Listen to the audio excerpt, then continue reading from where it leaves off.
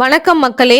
இன்று நாம் காண இருப்பது வருடம் முழுவதும் விரதம் இருந்தால் என்ன பலனை பெறுவோமோ அதை நிர்ஜல ஏகாதசி என்கிற விரதத்தை கடைபிடித்தால் கிடைக்கும் என்று நமது பெரியோர்கள் சொல்கின்றனர். அதை பற்றி நாம் இங்கே பார்க்கலாம். ஒரு சமயம் முரன் என்கிற அசுரன் பிரம்மாவை நோக்கி பல்லாயிரம் வருடம் தவம் செய்தான். அந்த தவத்தின் பயனாக பிரம்மாவிடமிருந்து பல அரிய வரங்களை பெற்றுக்கொண்டான். எப்பொழுதுமே பணம், பதவி, அதிகாரம் ஆகியவை சேரும் இடத்தில் பிரச்சனைகளும் வந்து சேர்ந்துவிடும். பெரும் தவத்தின் பயனாக தான் பெற்ற வரத்தை தவறாக பயன்படுத்தினான் முரன். 3 உலகங்களுக்கும் சென்று அங்குள்ளவர்களை துன்புறுத்தினான். காட்டில் உள்ள ஒரு பலம் வாய்ந்த சிங்கத்தை கண்டு எளிய விலங்குகள் எப்படி நடுங்குமோ அப்படி தேவர்கள் நடுங்கினார்கள். அனைவரும் பிரம்மாவிடமும் விஷ்ணுவிடமும் சென்று முறையிட அவர்களோ திருமாலை நாடிச் செல்லுமாறு பணித்தனர். தேவர்கள் நாராயணா, மாதவா, கோவிந்தா, மதுசூதனா, எங்களுக்கு வழிகாட்டு என்று திருமாலை வணங்கி துதித்தனர். இங்கு முரன் தனக்கு அழிவு என்பது ஒரு பெண்ணால் மட்டும்தான் வர வேண்டும், மற்ற வழியில் அவனுக்கு அழிவு ஏற்படாது என்று பிரம்மனிடம் வரம் பெற்றிருந்தான்.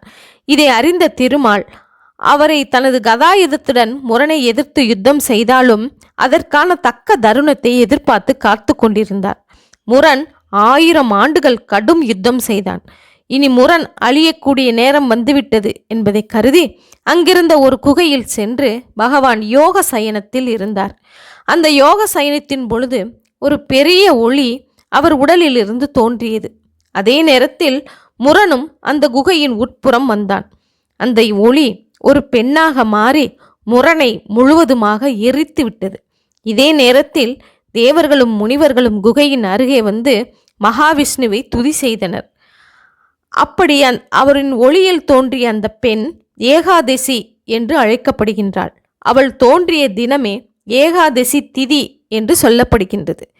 தேவர்கள் திருமாலை துதிபாடி வழிபட்ட போது முரண் அழிந்த இந்த ஏகாதசி அன்று என்னை யார் வழிபடுகின்றார்களோ அவர்களுக்கு சகல செல்வத்தையும் அருள் புரிவேன் என்று சொன்னார். ஏகாதசி அன்று நாம் பகவான் நாமத்தை இடைவிடாது சொல்லிக் கொண்டிருக்க வேண்டும். ஏகாதசி அன்று விரதமிருந்து மறுநாள் காலை துவாதசி அன்று உண்பதை பாரணை என்பார்கள். அன்று உணவில் அகத்திக்கீரை, சுண்டைக்காய், நெல்லிக்காய் முதலியவற்றையும் சேர்த்து கொள்ளலாம். துவாதசி அன்று பகலில் உறங்கக்கூடாது. மேலும் வளர்ப்பிறை, தேய்பிறை ஏகாதசிகளை சேர்த்து ஆண்டு ஒன்றுக்கு 24 அல்லது 25 ஏகாதசிகள் வரும். இவற்றில் மிகவும் விசேஷமானது வைகுண்ட ஏகாதசி. ஆனால் ஆனி மாதம் வளர்ப்பிறையில் வரக்கூடிய ஏகாதசியைத்தான் நிர்ஜல ஏகாதசி என்பார்கள். இப்படி ஒரு பெயர் வந்ததற்கும் ஒரு காரணம் இருக்கின்றது. ஒரு சமயம் பஞ்சபாண்டவர்களில் ஒருவனான பீமனுக்கு நாம் விரதம் எதுவும் மேற்கொள்ளாமல் இருக்கின்றோமே என்கிற ஏக்கம் உண்டாயிற்று. ஏனென்றால் பீமனால் சாப்பிடாமல் இருக்க முடியாது. மற்றவர்கள் ஏகாதசி விரதத்தை முறையாக கடைபிடிக்கும் பொழுது தான் மட்டும் இந்த விரதத்தை கடைபிடிக்க முடியாமல் போய்விட்டதே என்ற வருத்தம் அவனுக்கு ஏற்பட்டது.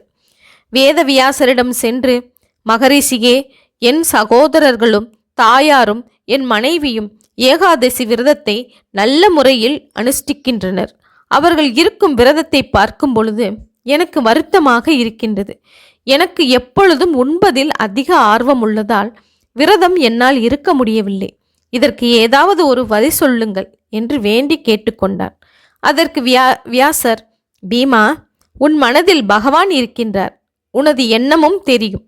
பொதுவாக 24 ஏகாதசி என்று சொன்னாலும் மொத்தத்தில் 25 ஏகாதசிகள் வரும். இப்பொழுது நான் உனக்கு ஒரு விஷயத்தை சொல்கின்றேன். ஆனி மாதம் வளர்ப்பிறையில் வரக்கூடிய ஏகாதசி அன்று நீ நீர் கூட அருந்தாமல் உபவாசம் இரு.